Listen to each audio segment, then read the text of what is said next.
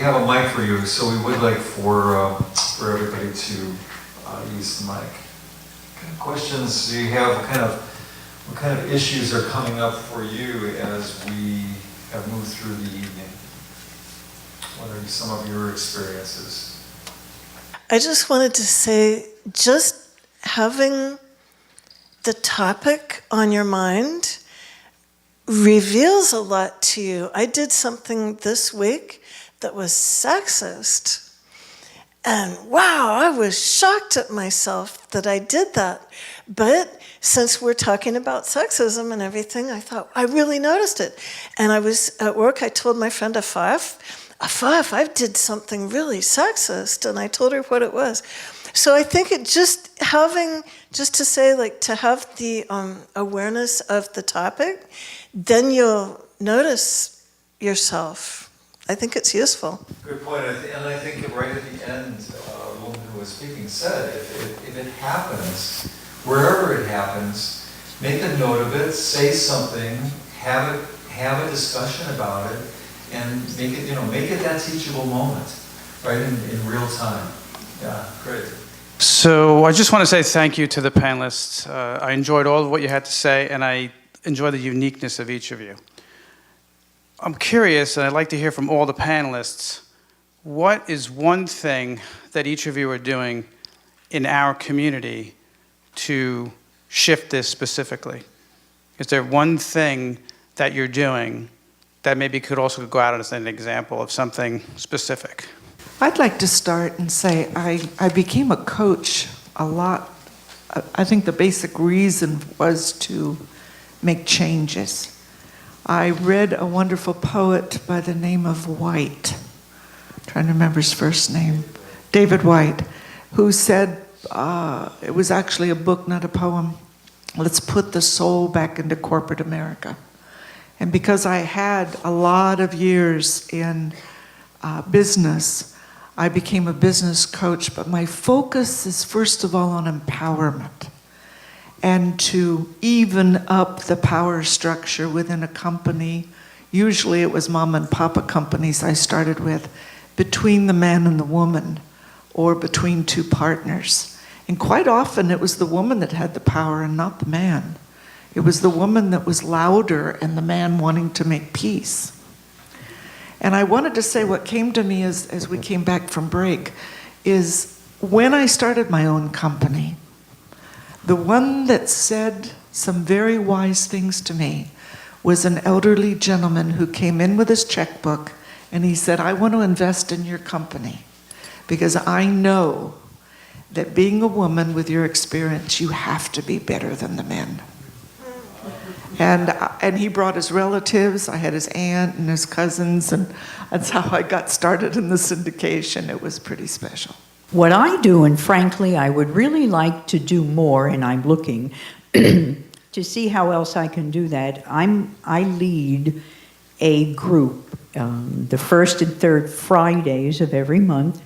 It's a group on current events, on what's happening in the world, and what's happening in Santa Barbara. What are the issues?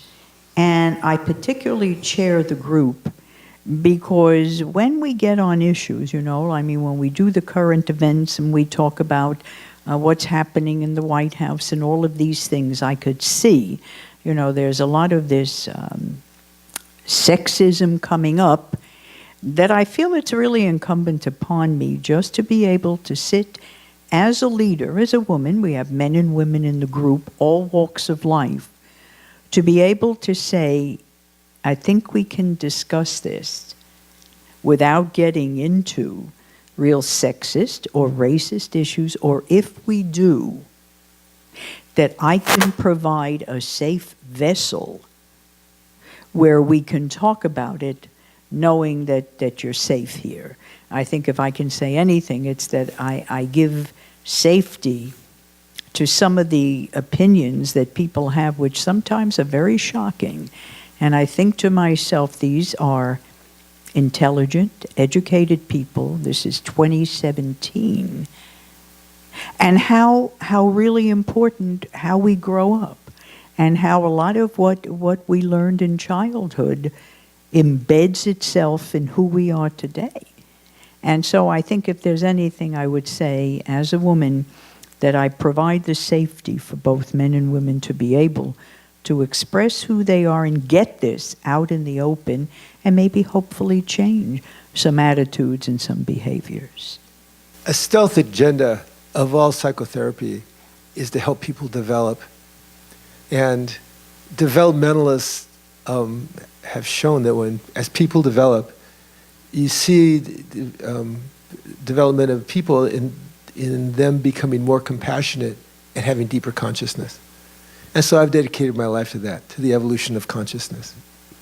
And so I've written a bunch of books. I go to places like this. I gave a bunch of lectures here a couple of years ago. I have a couple podcasts that I do, and I speak at conferences. And I believe very strongly that something really special is happening in the world, in the midst of all the violence and the chaos and the bullshit. And I'm dedicated my life to it. And when I have an opportunity to contribute, like tonight, I contribute.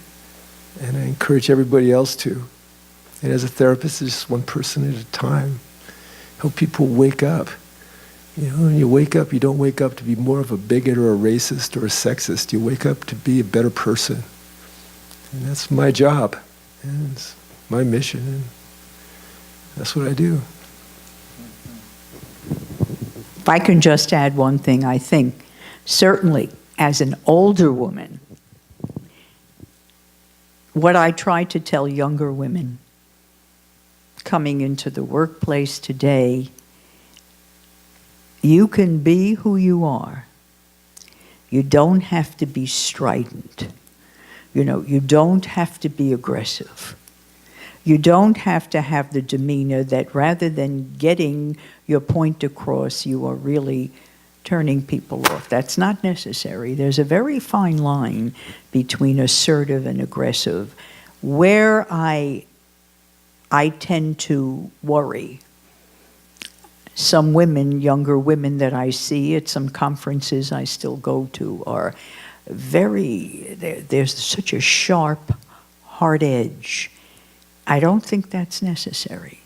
I think we could still be who we are without having to be so protective and defended. We can get across who we are, and I think maybe I would say to younger women, you could still soften up some. It doesn't take away when you know who you are and you're willing to work for, I say that again, you're willing to work for what you want. You don't have to demand it so much now. People will be very willing to see that. As far as from my perspective, one of the things I do is actively encourage engaged parenting. And it has nothing to do with gender. It has everything to do with the fact that it is about working with your kids, effectively also working with other kids, and constantly forcing yourself to both learn and to be out of your comfort zone.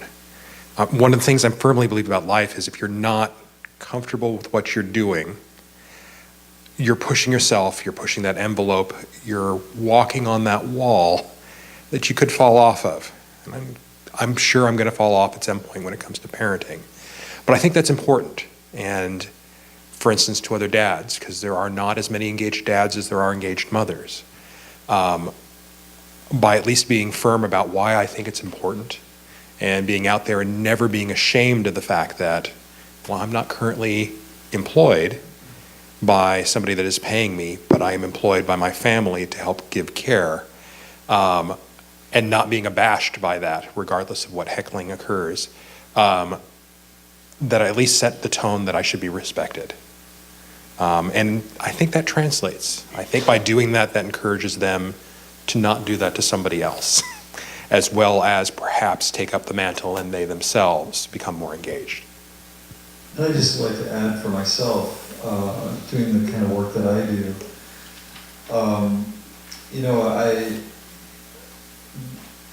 I'll preface this by saying Claudia Mitchell here pointed out that incorrectly actually, that our panelists seem to be like old. And we're certainly, we're not kids, but what that made me think about was, as the elders of the tribe, we are the elders of the tribe, and our job is to mentor and educate and help those who are coming up behind us. And so I see that as my job. As a baby boomer, I see myself not, I'm pushing 70. I just celebrated my best friend's 70th birthday in Michigan. And I'm like, ha ha ha, you're 70 and I'm not. But, we are trying to push away the fact that we're getting older and pretending like it's not happening. Well, guess what? It is happening. And kind of accepting that role as one of the tribal elders and what that means, I'm taking that more and more seriously. And so one of the things that I do in my work, I work with a lot of women. And, I'm a really assertive guy.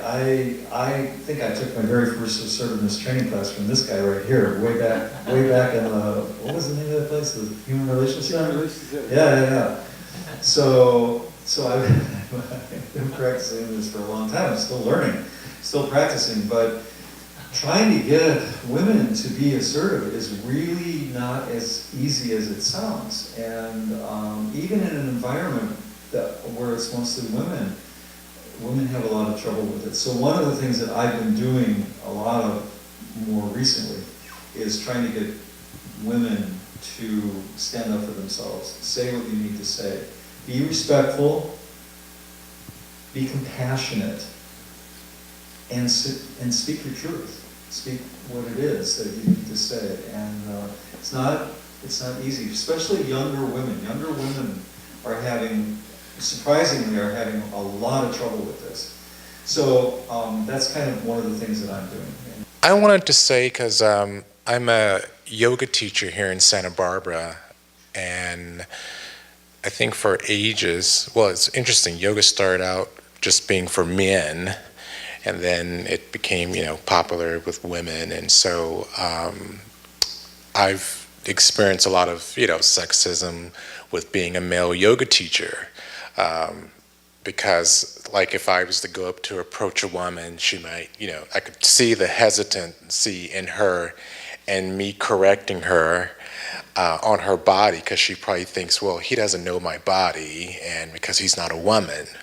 But I've studied anatomy to know, I don't have to be a woman, but I know female anatomy. But the thing is, it happened this evening, when I do get guys who come to my class, I encourage them, you were kind of going on to what you were asking about what we're doing in the community.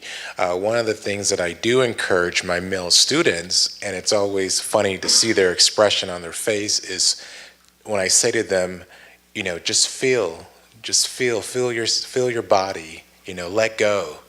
Because, we're taught to hold on, to keep it inside. And I tell them, just let go, relax, And, I could tell that it's different language, because they're not, we're taught as men to hold it in, not to share, not to show our cards.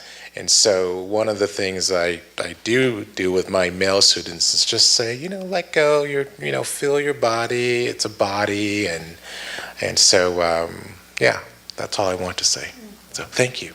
Thanks, panelists. So inspiring, and I love the idea of tribal elders. I have a mentor who's 12 years older than me. She's a woman. She's one of the most powerful women in my company, which is one of the most powerful banks on the planet. And she started in the mid-'70s when there were no women on Wall Street.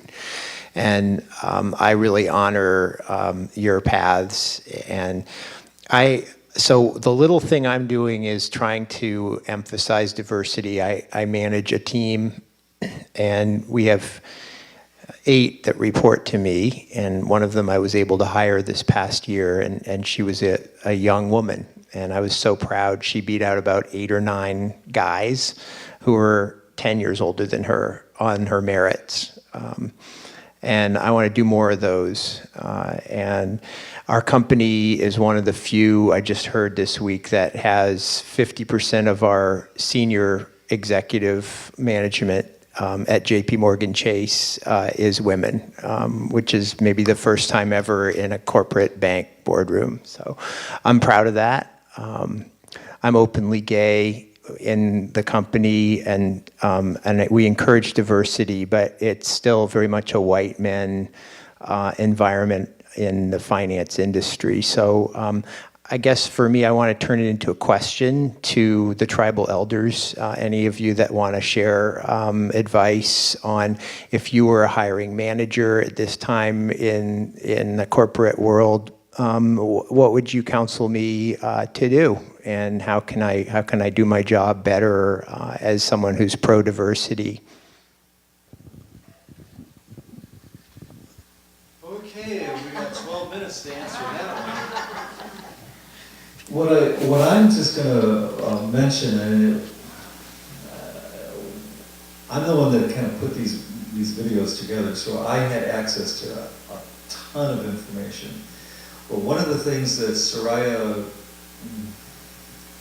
can't think of her last name, the woman in the white dress, one of the things that she had a lot of statistics, and one of the things that she mentioned was that if you had 2 applicants, and they were exactly, and they did studies on this, if you had 2 applicants and you did not know the sex of the applicants and just read through what they were, what most people who did the study would say is that this one over here, who had more education, had more, actually more experience, that would be the person that they would hire.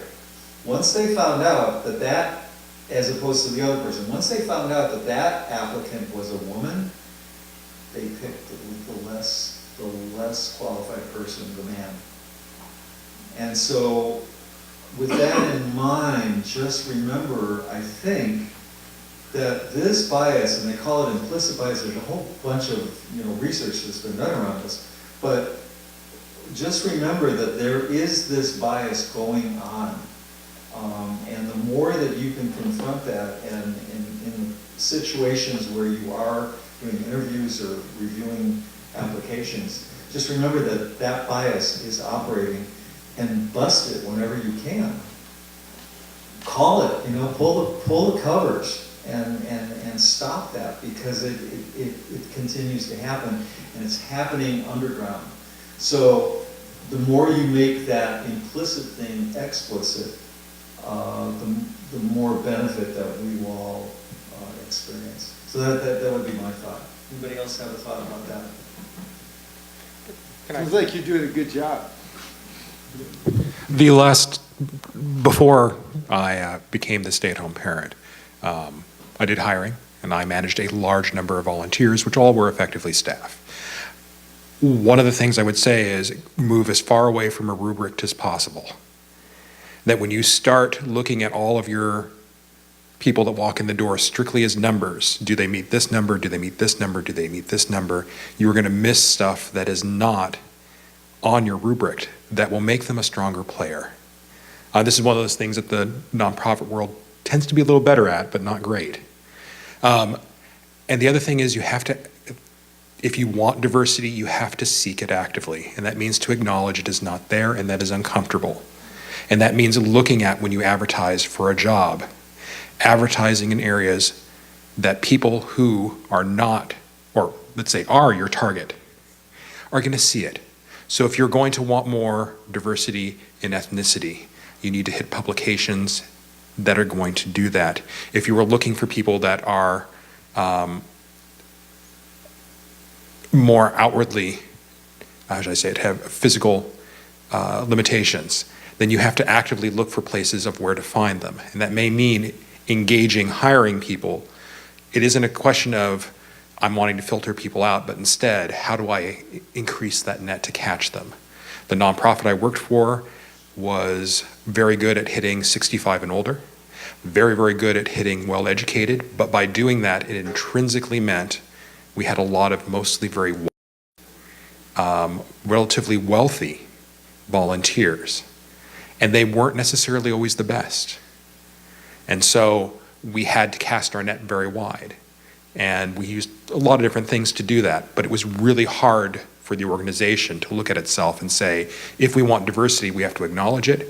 And when we look for those positions, we are effectively telling everybody we have a bias and we're trying to get rid of it. And that is really difficult. I would just like to add, definitely balance the genders, because they both offer so much. And the diversity, education is wonderful, but it's not everything. The experience has a lot to do with it. I want to just second what Ethan said as far as if you want diversity and you want inclusivity, you have to put that out. One thing that I'm so impressed with is the Unity vision and mission statement, because Unity's statement is, we are a place of inclusiveness and diversity, and Unity puts that right out there. So if you're someone who feels you might be outside of the so-called norm, you feel totally comfortable coming in here because you know that we are inclusive and we are diverse. But I think that has to really be stated. I think in your department, if you're allowed a department mission statement and vision statement, make that very clear so someone coming in knows that they would be accepted there. I think what we're talking about is a cultural change, and cultural changes are not easy. The point being that if you want things to change, you have to admit that there's something that needs changing. Right. And then work very, again, explicitly at changing culture. And culture is very hard to change. Culture resists, in a broad sense, culture and the people in the culture resist changing it, unless there's something in it for them. I think, kind of going off what you just said, Barbara, having a mission statement, having something that people buy into that reflects what you want the culture to be, and have that, ongoing, and keep it in front of people's faces and in their minds and in their hearts. I think that helps change things. We have some things that we'd like to kind of leave you with. If you want to go on to that, what can you do slide, Jim. So some of the things that, just to kind of put it out there, what you can do, you can volunteer to work in areas that are actively involved in trying to bust through some of these sexist areas that are women's groups, men's groups, any place that you can volunteer to kind of help out with that. Get educated, learn about what's going on. Learn the language about what's going on. What are we even talking about? On there, how are women being represented? Just be aware and maybe help out in that way. Plugging into what's going on. Join an organization. If there's a demonstration, there's been a lot of women have been standing up for themselves, and there's going to be more of that. So go and make your presence part of what's happening. Don't be a silent partner. And this really applies to all of what we're talking about in terms of all of the isms. Don't be silent. Speak up. Speak about speciesism. Speak about that. Change has to start within ourselves. There you go. Go outside your comfort zone. Nothing ever changed by us staying comfortable. And change is uncomfortable. So allow yourself, practice being uncomfortable. And make new friends. And the last, of course, is to love and be kind to others. So that's our program for tonight. Oh, and before I stop, we do have these out on the table. The price has gone down. I don't remember what we decided. $2 now. Celebrate diversity, yeah. And that's what we're all about. So thank you all for being here. Thank you to the panelists. You guys did a wonderful job tonight. Thank you and good night. We'll see ya.